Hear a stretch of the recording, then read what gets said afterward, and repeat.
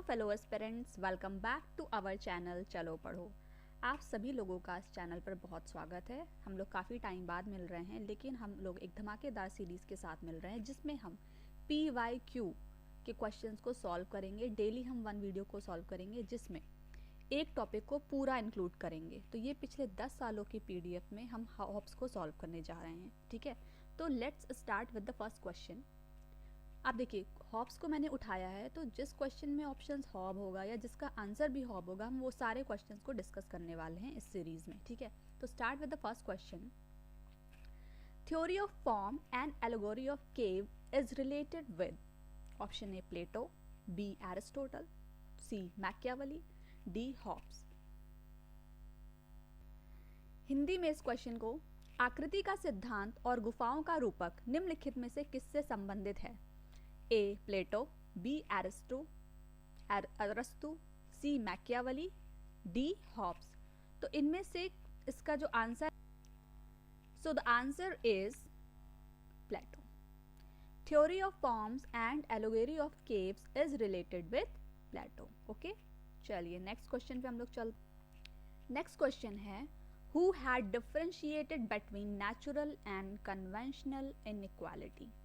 Option A Hobbes, option B Locke, option 3 Rousseau, option 4 Bentham. Answer क्या होगा आप लोग बताएं। प्राकृतिक एवं परंपरागत असमानता के बीच किसने भेद किया था? First Hobbes, second Locke, third Rousseau, fourth Bentham. तो इसका आंसर क्या होगा? इसका आंसर हमारा है रूसो। प्राकृतिक एवं परंपरागत असमानता के बीच रूसो ने विभेद किया था। नेचुरल एंड कन्वेंशनल इनइक्वालिटी के बीच किसने भेद किया था? रूसो ने, ठीक है। नेक्स्ट क्वेश्चन पे हम लोग आगे बढ़ते हैं। Which of the following two are correct regarding the adoption of inductive method? A Plato, B Machiavelli, C Thomas Aquinas, D Thomas Hobbes. तो हमें इसमें से करेक्ट ऑप्शंस चूज करने हैं, ठीक है। सो आगमनात्मक विधि को अंगीकार किए जाने से संबंधित निम्नलिखित में से कौन से 2 विकल्प सही हैं? प्लेटो, Machiavelli, Thomas Aquinas, Thomas Hobbes. इनमें से कौन सा विकल्प सही है? तो हमारा जो ये विधि था, इंडक्टिव मेथड, मतलब आगमनात्मक विधि जो था हमारा, वो मैकियावेली और हॉब्स ने यूज़ किया हुआ है, ठीक है। तो B and D is the right option, और ये जो है ऑप्शन नंबर 3 में है, तो option number 3 is the right answer. चलिए नेक्स्ट पे बढ़ते हैं हम लोग। इस क्वेश्चन को करने से पहले आपको एक बात बता दूं कि बीच में 2-3 क्वेश्चंस ऐसे होंगे जिसके आंसर आपको होमवर्क में मिलेंगे। आपको होमवर्क में वो कमेंट सेक्शन में बताना होगा कि उसके आंसर क्या हैं, ठीक है। तो starting with this question, who has given the concept of fiduciary trust? ठीक है, निम्नलिखित में से किसने विश्वास आश्रित न्याय की अवधारणा प्रदान की है? Hobbes, Locke, John Rawls, John Stuart Mill. तो जो इसका आंसर है, जो फिड्यूशियरी ट्रस्ट की अवधारणा है, वो हमें लॉक ने दी है। ऑप्शन नंबर 2 लॉक ने दी है, ठीक है।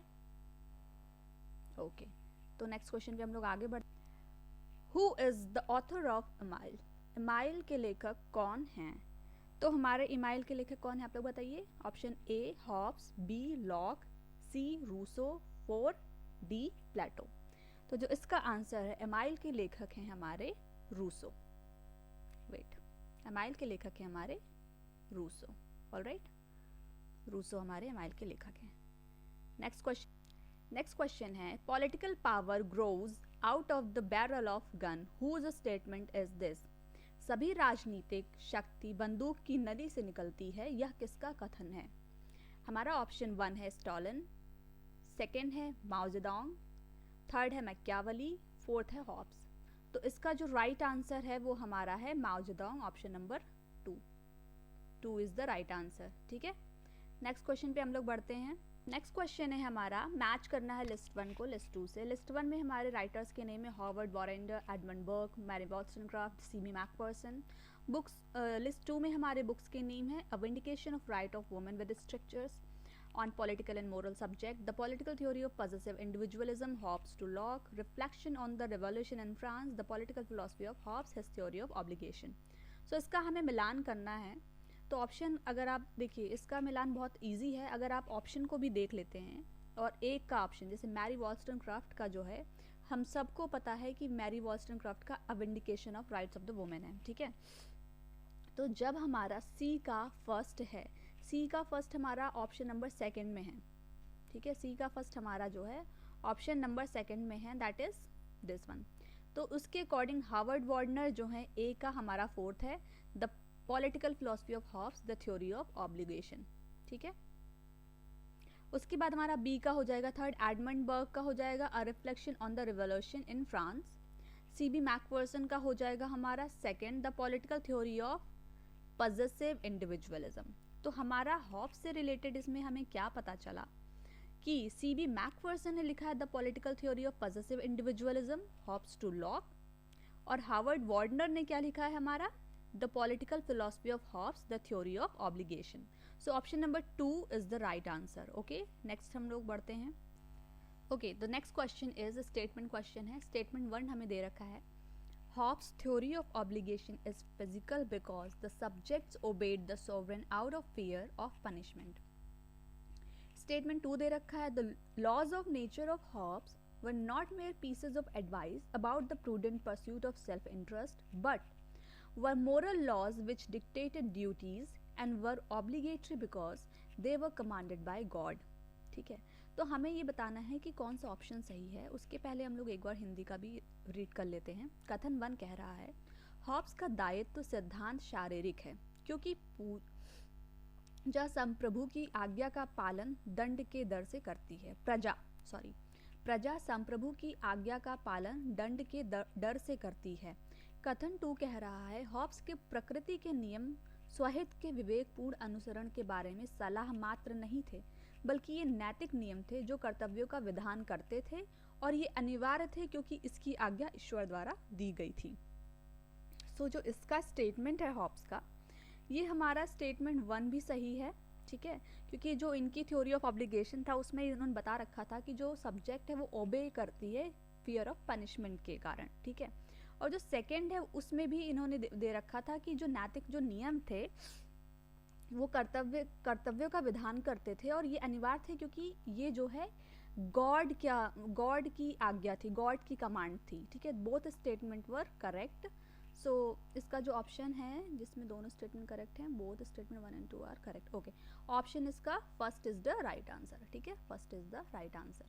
चलिए नेक्स्ट हम लोग आगे बढ़। क्वेश्चन है that is, revolutionary violence is not just cathartic but it also allows the colonial subjects to recreate themselves. Whose statement is this? Hindi में पढ़ लेते हैं एक बार। क्रांतिकारी हिंसा न केवल भेदक होती है बल्कि उपनिवेशी प्रजा को स्वयं के पुनर्निर्माण का अवसर भी प्रदान करता है। यह किसका कथन है? तो ये जो कथन है, देखिए यहाँ पे हमने एक बात कर दी कॉलोनियल सब्जेक्ट की, ठीक है, दिस। तो ये जो कथन है ये हमारा है, इसका जो राइट आंसर है वो है France Fanon is the right answer, ठीक है। इनके बारे में हम एक सीरीज में डिस्कस करेंगे। इन्होंने जो है कॉलोनियलिज्म के बारे में काफ़ी चीज़ें लिखी हैं, तो इनके बारे में हम आगे चल के डिस्कस करेंगे, ठीक है। चलिए नेक्स्ट क्वेश्चन के बारे में। नेक्स्ट क्वेश्चन है, who amongst the following stated that life is a perpetual and restless desire for power after power that ceases only in death.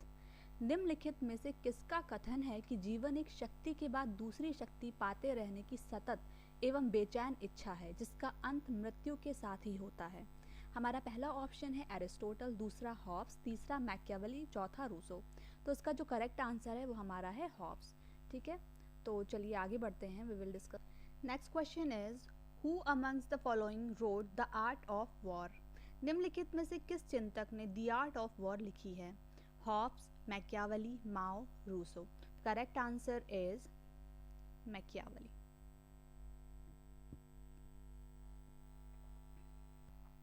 Next again statement wise question है, Oxford says Hobbes is the greatest political thinker produced by English speaking people.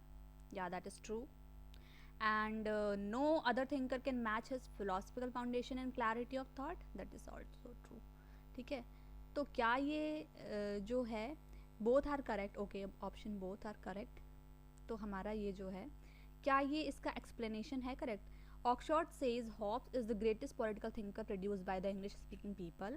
No other thinker can match his philosophical foundation and clarity of thought. हाँ, इसीलिए वो जो है greatest political thinker हैं, क्योंकि कोई भी जो अदर थिंकर है वो उनकी फिलोसफिकल फाउंडेशन और क्लैरिटी ऑफ थॉट को मैच नहीं कर पाता है. तो बोथ स्टेटमेंट ट्रू हैं और जो आर है वो करेक्ट एक्सप्लेनेशन है ए का.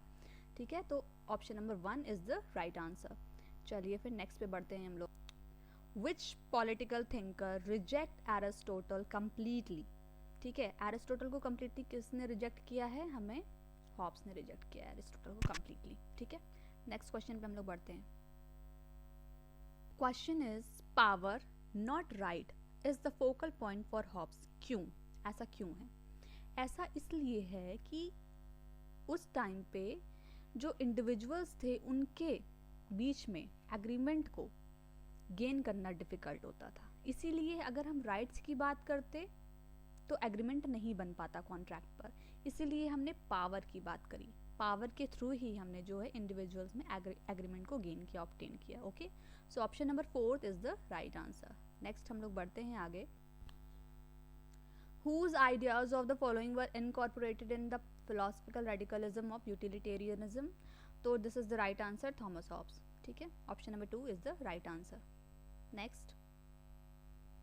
Next question है, who among the following defines civil power as the right of making laws with penalties for regulating and preserving of property and of employing the force of community in the execution of such laws, all this only for public good.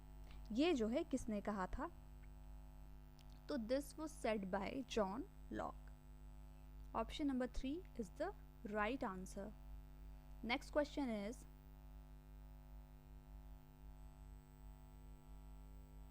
Okay ये हमारा list 1 thinkers का concept और thinkers को match करना है. ठीक है, तो हमें दे रखा है लिस्ट 1 में concept general, absolute sovereignty, limited government, new political science. Thinkers की बात करें मैकियावेली, लॉक, हॉब्स, रूसो. सो इसका जो देखिए जनरल विल जो हमें है वो किसने दिया था? रूसो ने. ठीक है, एंड एब्सोल्यूट सॉवरेनिटी किसने दी थी? हॉब्स ने. ठीक है, तो देखते हैं इससे आंसर बन रहा है क्या. जनरल ए का 4th अगर करते हैं, ए का 4th सी ऑप्शन में बन रहा है, तो क्या बी का 3rd है? हाँ है. ठीक है, तो बी का 3rd हो जाएगा, सी का 2nd. लिमिटेड गवर्नमेंट हमें लॉक ने दी है और डी का 1st Machiavelli, new political science Machiavelli. So option number C is the right answer. ठीक है, C is the right answer. एक बार मैं आपको दिखा देती हूँ कैसे. ए का हमारा Rousseau, absolute sovereignty Hobbes, limited government Locke, new political science Machiavelli. So this is the right answer, C option. Okay, next हम लोग आगे बढ़. Who propounded the idea of philosophic calculus. इसका आइडिया किसने प्रोपाउंड किया था? तो इसका आइडिया प्रोपाउंड किया था जेरेमी बेंथम ने. That is option number C is the right answer. Next हम लोग आगे बढ़. Theory of contradiction was propounded by, तो this was propounded by Mao. ठीक है, option number A is the right answer. Next question है, the problem of minority opinion was tackled by. This question is your homework. आप comment section में इसको बताएंगे कि इसका क्या आंसर है. The problem of minority opinion was tackled by. तो आप कमेंट सेक्शन में कैसे करेंगे? Problem of minority opinion dash जो भी आपका आंसर होगा. ठीक है, तो इसका आंसर आपको देना है. चलिए नेक्स्ट क्वेश्चन पे हम लोग आगे बढ़ते हैं. Which of the following was an important figure in the development of liberal perspectives on international politics? Option A Thomas Hobbes, option B Woodrow Wilson, option C Hans J. Morgenthau, option D Henry Kissinger. So the right answer is option B Woodrow Wilson. ठीक है, ये जो है liberal perspective के important figure थे. Next हम लोग आगे बढ़ते हैं. नेक्स्ट क्वेश्चन है, from whom did Hobbes borrow the principle of resolutive composite. तो जो हॉब्स ने जो प्रिंसिपल ऑफ रिजोल्यूटिव कंपोजिट को बोरो किया था वो किया था गैलीलियो से. ऑप्शन नंबर ए. ठीक है, नेक्स्ट क्वेश्चन हम लोग आगे बढ़ेंगे. Amongst the following, whose political theory is based on nominalism? Option A Hobbes, option B Locke, option C Rousseau, option D Green. The right answer is Hobbes, option number A. All right, next. John Locke's two treatises on civil government is critique of, किसका critique था ये? Option A Hobbes, option B Filmer, option C Grotius, option D Diggers. So ये critique थे Filmer के, इनकी जो ये work था two treatises on civil government, ये ठीक है.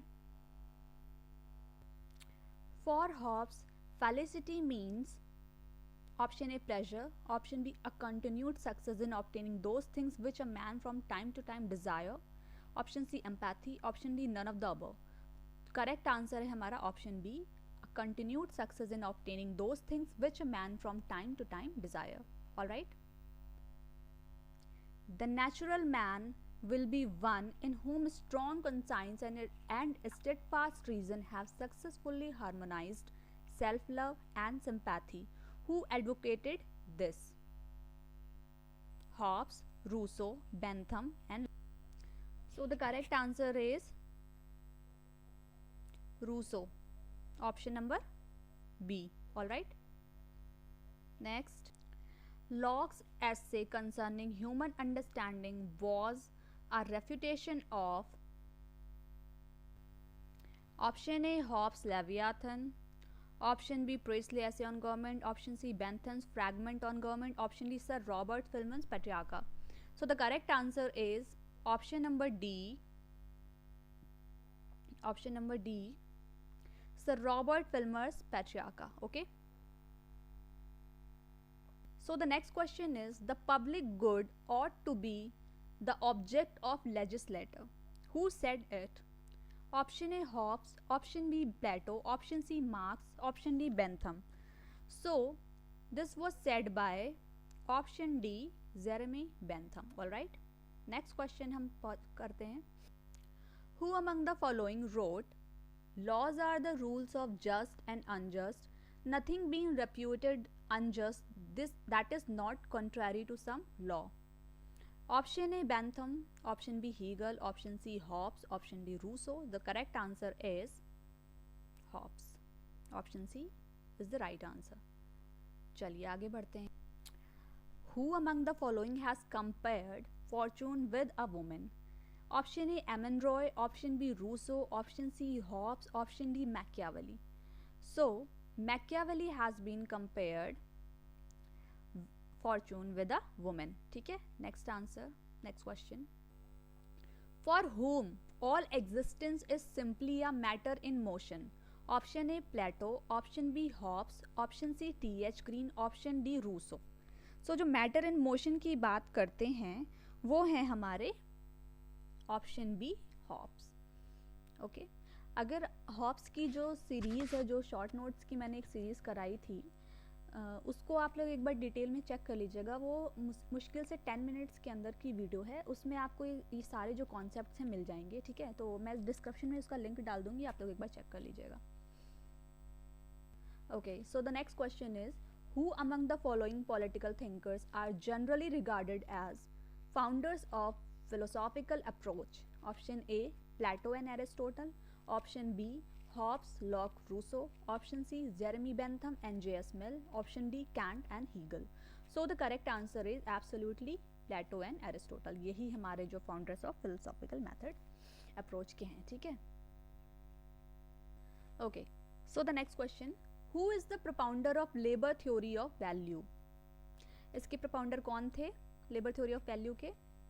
Hobbes, Locke, Rousseau, Bentham. So labour theory of value के प्रोपाउंडर थे हमारे Locke. So the option number B is right answer. For whom of the following science is the fruit of idle curiosity, philosophy is mere intellectual frippery, the amenities of polite life is tinsel? किसने कहा था ये? Thomas Hobbes ने, John Locke ने, जे Rousseau ने, Karl Marx ने. सो इसका तो एब्सोल्युटली राइट आंसर है हमारा जे रूसो. इन्होंने ही कहा था सारी बुक्स वगैरह को जला दो, ये कर दो. तो ये रीज़न मतलब साइंस के खिलाफ थे ये. ठीक है. तो उसको भी मैंने शॉर्ट नोट्स में करा रखा है, एक बार आप लोग चेकआउट कर लीजिएगा. ओके. ये फिर हमें मैच करना है. फिलोसफर दे रखे हैं, आइडिया दे रखे हैं. तो हमारा जो रिवॉल्ट अगेंस्ट रीज़न है ये अभी मैंने साइंस की बात करी थी, तो ये हमारा जो डी है ये 4th से मैच करेगा। मोरल इंडिफरेंस की बात करें तो ये हमारा मोरल इंडिफरेंस मैकियावेली ने कहा है, ठीक है, कि पर्सनल कुछ हो सकता है, पब्लिक कुछ और हो सकता है। इंस्टिंक्ट ऑफ सेल्फ प्रिजर्वेशन हमें बात कही है हॉब्स ने। लॉक ने बात करी है नेचुरल राइट्स। तो ये हमारा जो ऑप्शन है किस में आ रहा है, ए का सेकंड किस में है, फर्स्ट में। तो फर्स्ट हमारा राइट आंसर है, ठीक है। Next question. ओके, इसे क्रोनोलॉजिकल ऑर्डर में हमें अरेंज करना है। De Corpore, De Cive, the elements of law, the Leviathan. तो सबसे पहले जो डिकाइव है वो 1642 में आई थी हमारी। डिकाइव सबसे पहले आई थी फर्स्ट में। फिर हमारी बी सबसे फर्स्ट आ गया, तो option number 2 is the right answer. सबसे पहले फर्स्ट डिकाइव आई थी, फिर हमारा एलिमेंट्स ऑफ लॉ आया था, फिर हमारा आया था लेवियाथन, देन हमारा आया था डिकॉपो। डिकॉपो हमारा आया था 1655 में, ठीक है। लेवियाथन कब आई थी कमेंट सेक्शन में बताइएगा, क्योंकि ये बहुत फेमस बुक है हॉब्स की। Okay, next question is who stated that the life of man is solitary, poor, nasty, British and short. किसने कहा था ये, तो ये ऑफ कोर्स हमारे किसने कहा थे, मिस्टर हॉब्स ने कहा था ये। Option number 2 is the right answer. So अभी मैंने एक क्वेश्चन आपको होमवर्क में दिया था, अब 2 क्वेश्चंस और हैं जो आपको मैं होमवर्क में देने वाली हूँ, तो उसको आप लोग चेकआउट करिए। ये आपका सेकंड क्वेश्चन है, Who among the following is recognized for introducing the concept of nationalism as group spirit? देखिए, ये होमवर्क में आपको डिफ़िकल्ट क्वेश्चन क्यों दे रही हूँ, क्योंकि इसको आप लोग फिर इसके बारे में रिसर्च करेंगे, गूगल करेंगे, बुक्स छाटेंगे, फिर आपको जो चीज़ें मिलेंगी वो थोड़ा आपके दिमाग में बैठेंगी।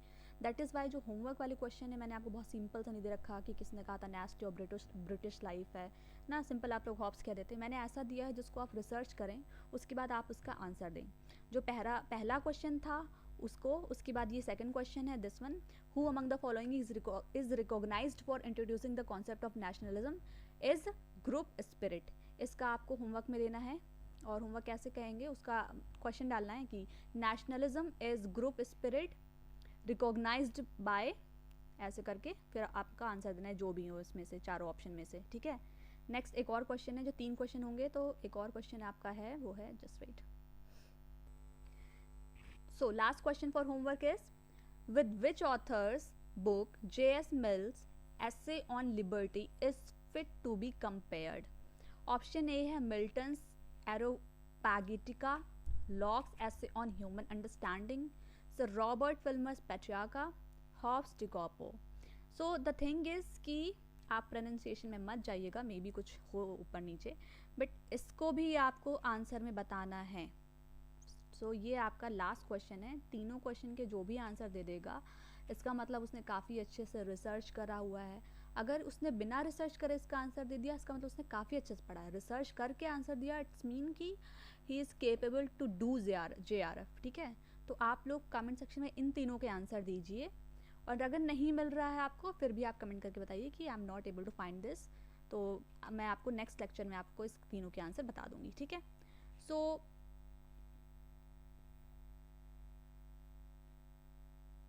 Thank you so much.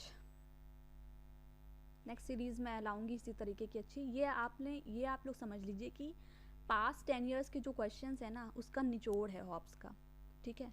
Hobbs का ये निचोड़ है, तो आप ये PYQ की सीरीज़ ये कर लीजिए, इसकी शॉर्ट नोट्स की सीरीज़ में डिस्क्रिप्शन में डाल रही हूँ, वो कर लीजिए, हॉब्स आपका क्लियर हो जाएगा।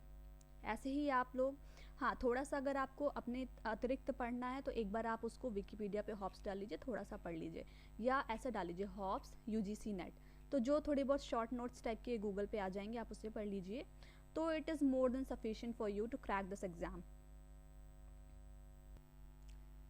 सो thank you so much. Like करिए, सब्सक्राइब करिए, कमेंट करिए, जो भी आप लोग जिस भी टॉपिक पे वीडियो चाहते हो, ठीक है।